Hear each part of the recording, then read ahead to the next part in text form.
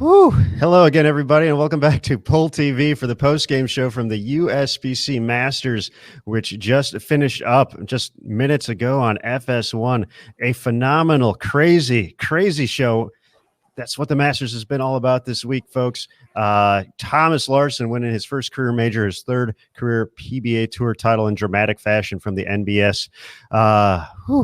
That was something else. I'm Aaron Smith, folks. I don't even remember my name. Jason Thomas joining us. We're going to talk to Thomas in a little bit, but post-game, first reaction, 197 to 176 over top seed Jesper Svensson, but all the drama we could handle for what was a struggle for both players in the final.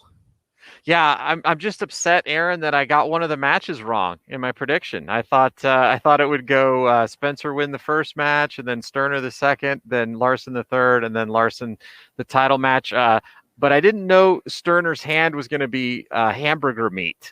So I was wrong on that. But certainly Thomas Larsson had the best ball reaction. The thing that really was compelling to me was just seeing how the Masters pressure can play with your mind, and Thomas Larsson, clearly the best ball reaction, made a really great shot, that first shot in the 10th to really put it out of reach almost. But man, you could see the pressure coming down the stretch and what impact it had on the players. And it was just really amazing to watch. It really was. And listening to the broadcast on FS1, Randy Peterson often talking about it turned into a battle of execution of who could actually make good shots. It was getting away from both of them having big fours throughout the course of the game. Jesper nearly letting it slide away in the 8th frame with the 3-7, which he converted, which was fantastic. But Thomas had the opportunity to step up there. As you mentioned, great shots in the 9th and the 10th. It looked like he was never going to let go of that second one. 3-pin covered it, put all the pressure on Jesper. And Jesper made a great shot in that first shot in the 10th. As tough as they were and as questionable as the ball reaction looked, that was a fantastic shot. Messenger was unable to get across and take out the 7. But just a sigh of relief on Thomas's face that match is over seemed to be a humongous weight off his shoulders to capture this win. Absolutely. We knew Jesper's ball reaction was going to be a little rough. It had been really all week, but he was able to kind of gut it out all week long and find his way into the top seed. But we knew it was going to be bad going into that last game because Spencer actually won, an additional match, which made it, a little bit tougher for Jesper that last game. But we knew if he put on a gritty performance, he'd have a chance. And it came down to the 10th frame. He did have a chance. He made a great shot, but this guy next to me has often said it's really hard to outbowl bad ball reaction, but he almost was able to do it, right? Right, yeah, Chad? Yeah. I mean, I think that's the we're talking about Spence at this point.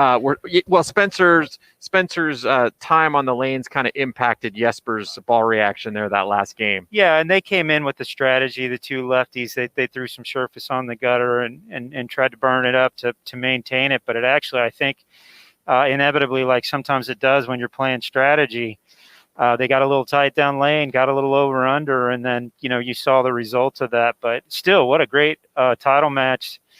Thomas just dead pure in the 9th and 10th, and then Jesper, great shot under extreme pressure, also with not great ball reaction, and then we're left with what you just said. Can you outbowl your reaction? And all the bowlers, watching this show know that's just one of the most difficult things to do as a bowler. Yeah. I was very interested. We predicted what we thought was going to happen going into the show.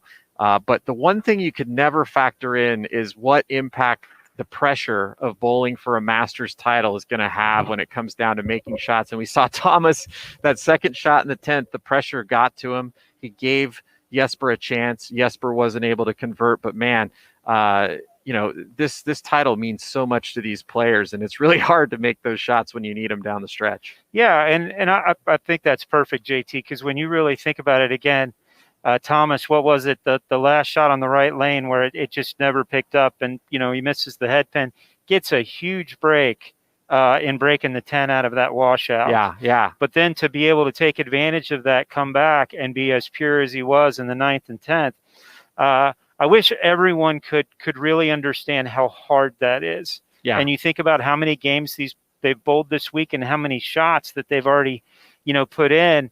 You think about their heart rate, the adrenaline, all the things working against you, and he just, dead labeled, 2 shots to bring home, Masters. His name will be on that trophy forever. Yeah, no, it's really cool. And Chad, you've mentioned this quote to me a few times, but we were talking about how good, quote unquote, Thomas Larson's ball reaction was, but it brings up the quote from Argo, the best bad idea that we have. I mean, he had the best bad ball reaction out of everybody.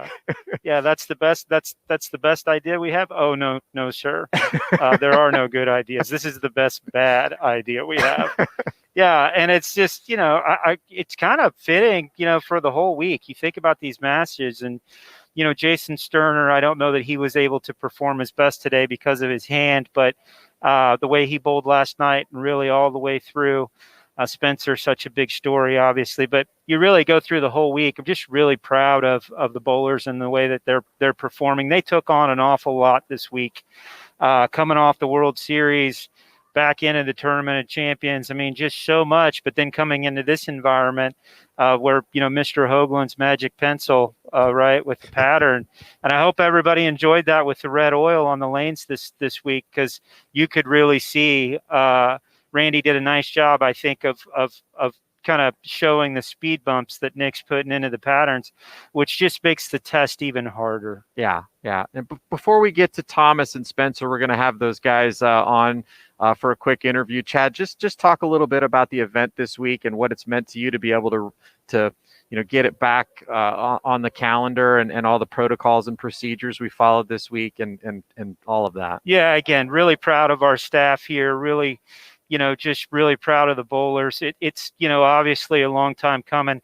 I got asked the other day, how do you feel about some of these things going on? And I said, hey, we're going to get to crown a champion on Sunday. We didn't get to do that last year. And so that is something that will also be in the record books forever. But really proud of just everybody involved in this event. Want to thank our partners at the PBA for coming in and producing a heck of a TV show.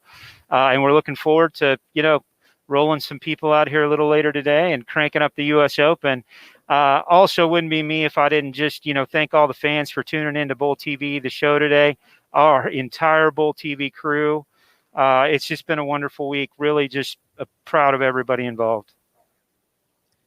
All right. Looks like we are just moments away from being joined by the 2021 USBC Masters champion, Thomas Larson.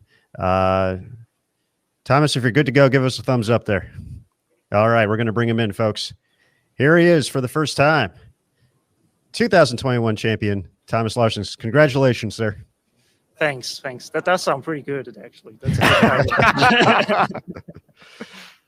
Thomas, I'd like to go on the record as saying I picked you to win the title today.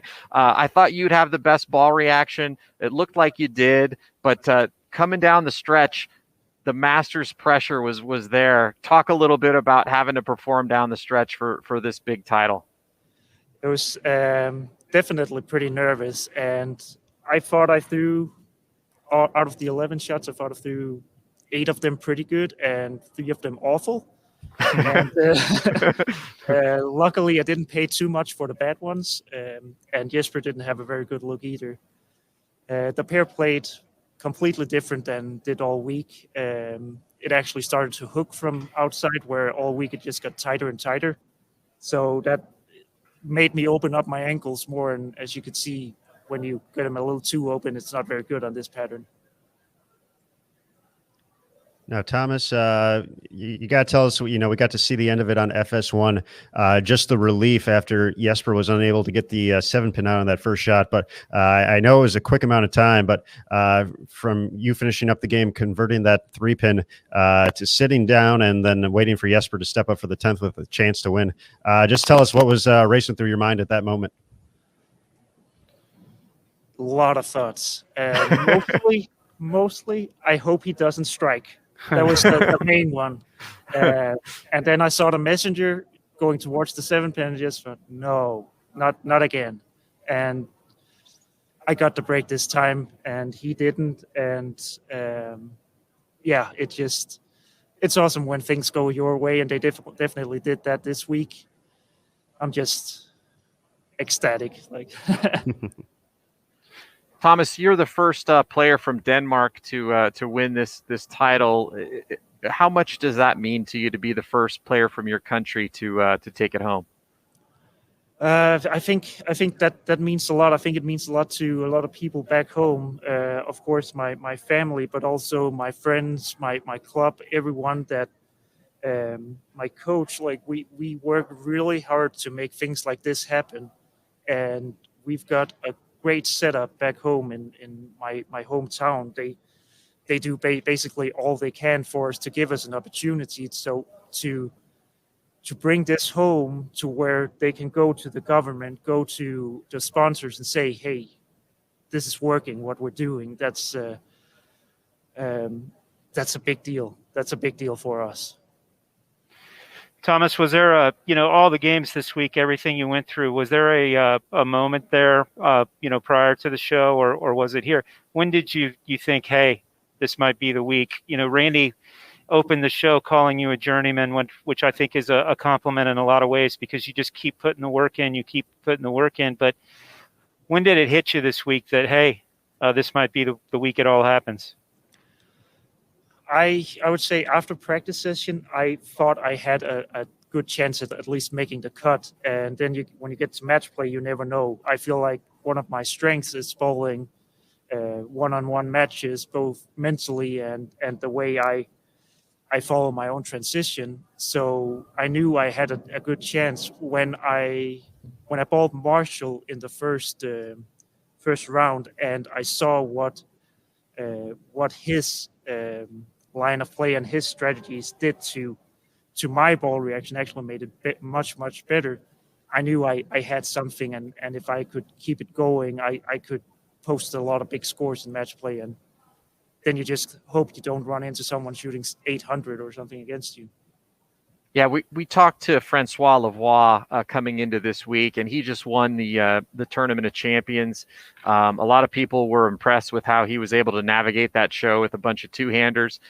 You have some similarities with Francois in terms of your guys' rev rate. What are some of the things that you have to do to compete out here on this tour against just this crop of power players that are out here each week? Well, I think Frankie probably had a better answer for that than I do. We'll see. But it's hard because you got guys with 600 rev rate throwing urethane all over the lane, throwing reactive all over the lane, and there's a lot of transition there. And this week I was able to keep my hand really soft and make a lot of good shots, which obviously helps. But keeping my hand as soft as I did, when I went to a pair that was a little tighter, I 2-pinned rather than 2-8-10ing, and I 4-pinned when it hooked a little more. So it's getting that good touch and then getting matched up in the right way, because you're gonna have to do something different than most other in the field. Now, we are not done here this week. We have another fairly large tournament coming up. It's actually starting in a few hours. I assume you're feeling pretty good going into that tournament as well. What are you going to do to kind of celebrate this, but then also get ready for the U.S. Open? My roommate Brian Robinson actually bowling the PTQ this evening, so whenever I get done with answering messages and everything, I'm gonna watch him from the room and on Ball TV and just root him on. Hope he makes it, and then get some practice in tomorrow, get some good ball selections, and do it all over again, I guess. Thomas, this was your third career PBA Tour title, but the first on U.S. soil and first in about 7 years. So talk about the long journey to get back to the winner's circle here on the PBA Tour. Yeah, it's been too long. I've had a few chances to get that next one where either I threw a bad shot or my opponent bowled really well, or my opponent got a break, or something just went wrong. And the last couple of years haven't been the most fun out here, just struggling with transition, struggling with different things with my grip, my technique, and this week it all just came together. I got the breaks, my opponents didn't. I felt good. I threw good shots. I had a clear picture of what I wanted to do, and it's just one of those weeks where everything just matches up, and they don't come very often unless your name's Jason Belmonte. So I'm gonna cherish this one. All right, Thomas. Well, there it is. They're showing off the hardware. That's what we like to see. Thomas Larsson, congratulations on the win here at the 2021 USBC Masters. Enjoy it for the next couple of days, and we look forward to seeing you on the lanes at the US Open. Thanks. If it's okay, I'm gonna clap, man. I just watched the show where they're piping it in, and I just standing over there wanting to clap. So congratulations, Thomas. Great performance. Wonderful week. Enjoy. Thanks, All right, everybody. That was Thomas Larsson, the 2021 USBC Masters champion. It's great stuff. What a show. What a show. What a performance. What a week. It's great stuff, and it's great to see him, that it means so much to him, and all the hard work that he's put in is paid off. And also what it means to his country, that he's able to take home this title. I mean, we underestimate that sometimes living here in the U.S., how this is now a global game. And every time somebody from a different country breaks through and does this, it's just great for the sport. Yeah, and he's going to fit in, very well with the, Masters champions, if you will, when you think of, how he went about it, but more importantly, how he goes about it. You could hear him talking about how he just kept working, kept trying to find a way, but too far in between the wins. And so he will certainly appreciate it. Not any more than anybody else, right? Masters champion is something everyone aspires to be, but pretty amazing stuff for sure. All right, another amazing story throughout the course of today's FS1 broadcast, the journey of Spencer Robarge, the 18-year-old standout from Missouri, making it through a couple of matches before falling short 213 to 200 in the semifinal to Thomas Larsson. We've talked about it, that even at 18, he's mature beyond his years. They talked about him being an old soul on the broadcast, and just even the music, he was rocking disco. So Spencer didn't seem fazed by this whatsoever. He went out, he bowled a couple of great games, got a couple wins, and talk about the future being bright for not only him but for the sport of bowling. Oh, for sure. I think Randy opened the show saying he's legit, and I just thought that was very fitting. We've been watching Spencer for, quite a while inside our USBC programming, and the U12 title has been, everyone remembers that, and that was kind of his coming out party. But what an incredible performance. And I had a little trouble sitting there thinking about him being 18, because he's just a really good bowler. Right. It doesn't really matter what his age is. When you watch how he attacks the lane, how he goes about his business. And if you talk to him, if you ever get a chance, you're in a bowling center, just walk up and have a conversation with him. What a fine young man. His mom's done a wonderful job, their entire family. But it's just kind of fun to watch him bowl, because you can see the wheels turning. You can see the tricks that he's getting ready to come to. And even the way they kind of went about that pattern right there, was he going to move in? Was he just going to shot make? And he's just a really good bowler that we're going to be watching for a very long time. Yeah, I agree. I talked to him last night, and I guess I offered some advice. I'm not sure he needed it, because he like you said, he's so wise beyond his years. But I just basically said, when you make TV, you've already won. The goal is just be yourself, have a good time, and make some fans. And I'll tell you, I was down between matches taking my COVID test for the US Open, and every single person in that room was rooting for Spencer. It was amazing. He's already got a huge fan base. At just 18 years old. And we're going to get to talk to him in a second, but he just said this was, a dream come true, which is funny because he's going to have a lot of these opportunities, I think, over the next 30 years. Yeah, and I hope Spencer when he comes in. But you just said something that I just wanted to jump on a little bit. This show was full of guys that you root for, that make it really easy for you to work for. Jason Sterner, just a guy that just works at it. He just works at it and works at it and works at it. Chris Vai made some significant changes to his game in the last couple of years to be able to slow his ball speed down. He extended his slide a little bit, finding ways to compete out here against all of these folks. And Spencer, again, 18 years old, he just fits right in. Yeah, he just fits right in as a bowler. We're going to be watching him at Wichita State next year. They're going to have a pretty powerful team. Yeah. I was talking to Wes Malott about where Jordan, his son's going to go, and he was talking about the group that's coming in there, and he was talking about how great they were. And I said, hey, Spencer, Brandon Bonna, and Justin Bone headed into an already stacked Wichita State program. But we're just going to be watching Spencer for a long time. I'm looking forward to it. Yeah, for sure. And he's already learned the way to big time us, make us wait for the interview. Yeah. I can't tell. It seems like he's right behind us, but maybe he isn't. I'm not sure if he must be talking to somebody else. I will ask another big talking point on the show for today was obviously we're used to seeing blue oil out on TV shows, and that red was something else, just blaring right out there for everybody to see. So can you guys talk a little bit about, why that was out there this week, the introduction of that? Yeah, that was in partnership with our friends at Kegel, but also the PBA. We had conversations last year before the Masters and the U.S. Open about using, colored oil. And, so that they've made some great advancements on the show in what they're using visually to show the fans. And really, it's a training and education piece. And I think Randy did a great job today of, really showing it and showing the speed bumps, if you will, that the ball reps and everybody talks about out here so much. But it was really in partnership, again, with our friends at the PBA and then our great longtime lane maintenance provider at Kegel. Red obviously was something that we've talked about doing for a little while, and the PBA was comfortable with it. And so they put it out, before the week started, and they sent some pictures over, and we looked at it. It's pretty amazing.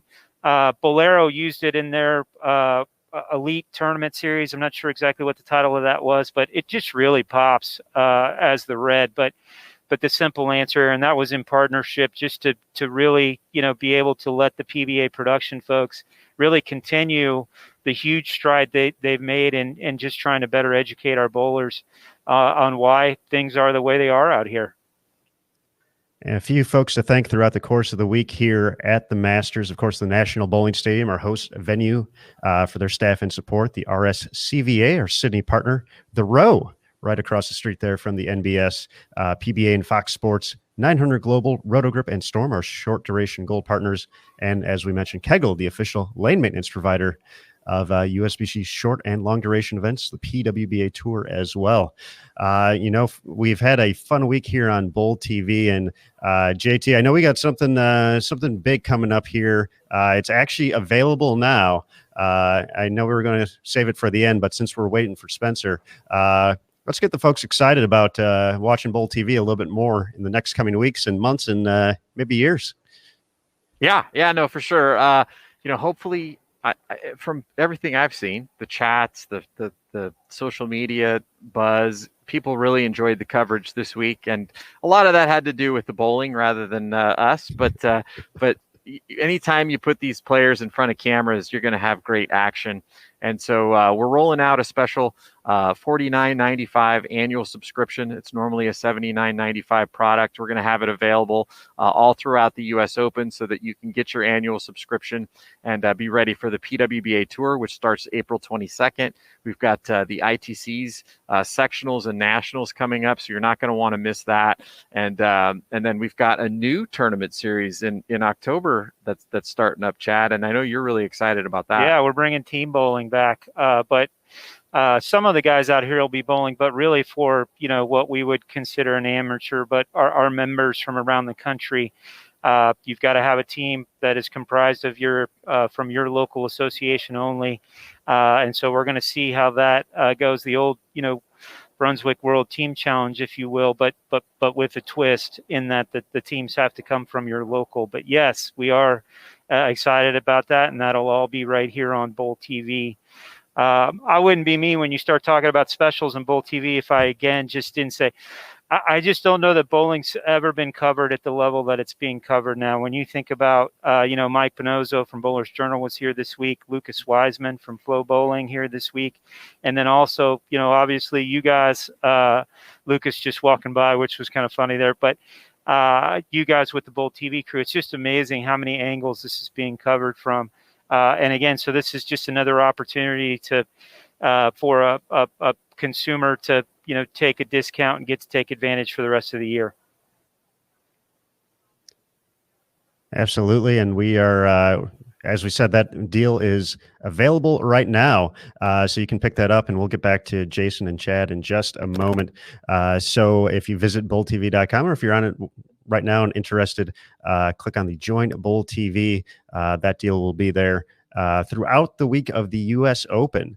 So we look forward to everybody taking advantage of that. So you can follow all those great events: the PWBA Tour, Junior Gold, Collegiate with the ITC and the ISC, top tier senior events like the Senior Masters, which follows the same exact format as we saw right here, the Super Senior Classic. Then we talked about the excitement of the Bowler's Journal Team Championship Series with the PWBA Tour. That's going all the way into November this year. All finals going to be on Bowl TV. And, of course, getting into 2022, we get the excitement of starting all over again. Team USA trials to kick things off, as always, and then getting back into the regular tournament schedule. And with that, guys, we're going to be bringing in a young man who's made a lot of fans this week, put on an impressive show on FS1. Let's welcome him in, Spencer Robarge, back to Bowl TV. Spencer, great to see you once again, and congratulations on an incredible week here. Thank you. It was beyond my wildest dreams. It was so much fun. Throughout the course of the broadcast, Randy and Dave just talking about, you looked so cool, calm, and collected out there. You've been under the TV lights before. How is this different from some of those previous experiences for you? Just bowling against people that are, of a higher caliber. And I don't say that to demean on anyone that I've bowled against in the past, but, it's a little bit different bowling at youth tournament versus bowling against the professionals. I'm just fortunate enough that I was able to get through 2 matches and make a run at that last one. So, Spencer, we talked a little bit last night about, how you were going to approach today and how you were just going to try to be yourself and have a good time. Were you able to accomplish that? I think I was. I mean, I attempted to just throw the best shots that I could, break the lanes down the way that I wanted to, which I did that. Got me through a couple of matches. The third match, they got a little interesting, and I threw a couple of really bad shots. And it didn't matter how much I broke them down. They weren't going to strike. But, it's one of those things. I had heard from people before that, if you bowl more than 1 or 2 matches on TV, it can get really, really tiring and really hard to continue to make really good shots. And I can definitely tell that that's true, because the more that we bowled, the harder they got. So, talk a little bit about just the pressure. I know you've won a lot of events. You've bowled a lot of 300 games, which always puts a little bit of pressure on you as you get down towards the end. But have you ever felt pressure like that in any tournaments that you've bowled coming down the stretch last night and then also on TV today? Last night was definitely the most that I've ever had. Today, I felt pretty good about myself, even in that last game. Going into, after Thomas had struck in the 9th, I had pretty much just assumed that it was over. And when he got 7, it got really interesting, because he could have, if he would have missed it, which I thought he did, I could have thrown 3 in the 10th to win that game. But last night, just to make the show, was probably the most pressure I've ever felt in my life. Today was just a couple of bad shots. And it doesn't matter if I'm got pressure, if I don't. I throw bad shots just like everyone else. I'm not perfect. So, yeah, Aaron, you go ahead and then I'll follow. All right. Spencer, I think one of the fun aspects of the show, and Dave and Randy were enjoying it as well, is they reference you as being an old soul, and you got a disco song as your strike song out there. So talk a little bit about the choice in song. I want to know how we got down to this. I need the hard details on this. That's just the music that I listen to, and I use the same songs for the PBA Junior. And I just figured I'd go ahead and use the same ones because they work so well out there. But yeah, that's the kind of music I listen to. That's what gets me going. I like it. Yeah, it is. And you find yourself toe tapping, just sitting there watching what's going on. So thanks for that, Spence. Hey, buddy, you've been doing this for a while. And again, we could pull out the resume and talk about all the accomplishments, but where does this one rank? I mean, I watched you just a couple weeks ago at a Storm Youth Championships, with, I think, I'm not even sure, 11th win at that event, the junior gold. You just think about all of this that has prepared you for this, but just in your mind, not having a whole lot of time to think about it, where's this one rank in what you've done so far? This is, I would almost venture to say this is the best bowling moment of my life. Not only to have been able to bowl as well as I did and get through as many matches as I did, but to, be able to represent Storm and be able to go out and throw the best bowling balls on the market. I never would have thought that I would be able to bowl a tournament like this and bowl well. And it's one of those things. The Storm Youth Championships, they mean a lot. Junior Gold means a lot. USA Bowling means a lot. Team trials, shooting 300 means a lot. But I think this one takes the cake. And then what's next, right? You got a big summer and then, school in the fall. What are you setting goals, or are you just taking it as it comes? Well, the next goal is to see what we can do at the US Open. Because I'm here for another week. I bowl the US Open. I think I'll be okay if I don't bowl all that well. I'm gonna do my best, but this last week has been just absolutely incredible. Going into adult bowling, just gonna do the same thing. Try to build up some money and get ready to for once I get out of college, and hopefully, if things work out, I'd like to bowl on tour. But I've got to also have some other goals as well, because it's hard. I mean, I had a great week, but that doesn't mean it's going to happen every week. Yeah, I just say before I kick it back to everybody else, just, it's been a real pleasure to watch, Spencer. We look forward to watching you in the future throughout all of this programming. But, man, you're just taking it all in and just executing at just an incredible level. So just really proud of you. I know your mom's got a smile on her face, and just good luck the rest of the way, pal. Thank you. I appreciate it. And I'll add to that, Spencer. I talked to a few tour players this week, and they said, "Hey, if you want to work on a PhD or a residency or something like that, they're happy to let you do that while you." Yeah. Well, I hate to break it to them, but that's probably not going to happen. Probably not going to happen. Awesome. Well, thanks, Spencer.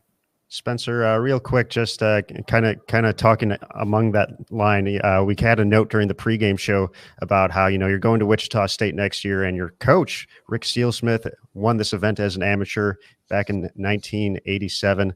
And to follow in that and have someone like that to talk to about this event, about that experience, just talk a little bit about the outreach from not only the players here out on the tour, but from the fans as well, who they've continued to see you and just put together impressive performances. What's the outreach been like, both from the bowler side and the fan side? My phone has been going crazy, and if anyone who knows me knows that I don't ever use my phone. So it keeps dinging and dinging and dinging. And I'm like, is there something wrong with it? Is it getting ready to explode or something? But yeah, it's been absolutely great. Everyone's been awesome. I really appreciate everyone that's reached out to me. I promise I'll get back to everyone. Just it's going to take some time. But it's one of those things. It's amazing. It's absolutely amazing. All right, Spencer. Well, we will let you enjoy the moment and start getting ready for the U.S. Open coming up in a couple days. But congratulations on your third place finish here at the USBC Masters. Just phenomenal to watch. We can't wait to see what's next, and enjoy the moment. Thank you, guys, and thank you for everything you do for bowling.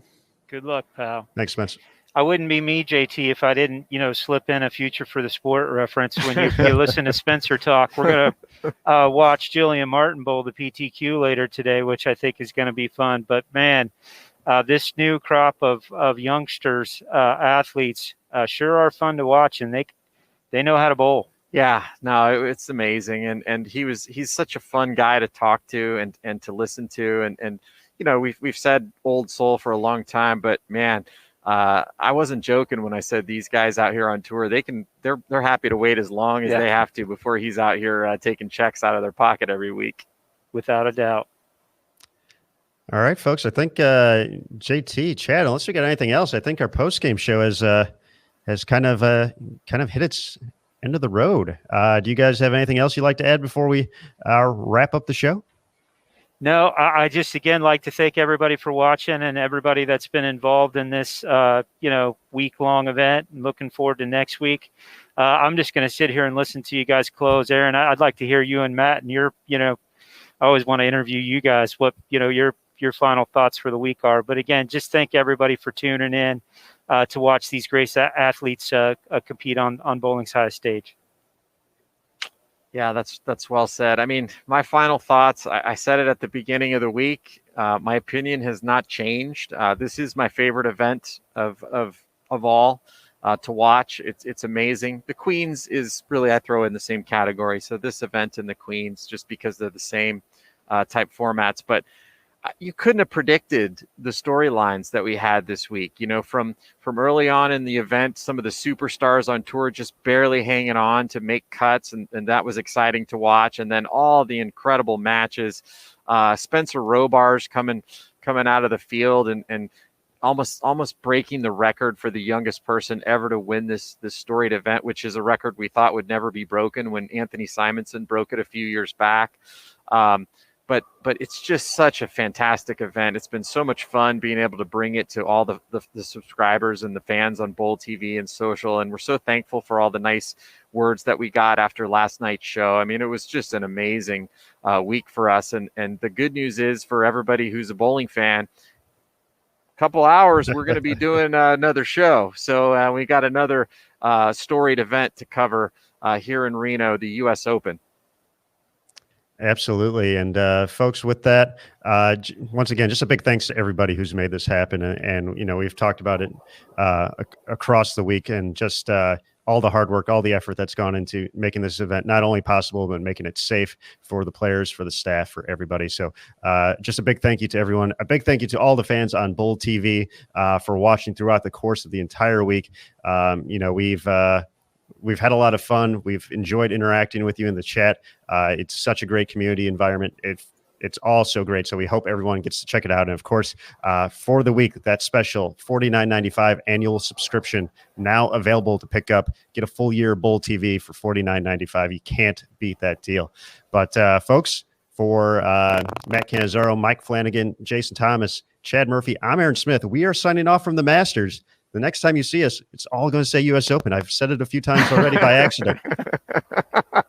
But it's going to be U.S. Open. So I got the right day, just the wrong timing. That's all.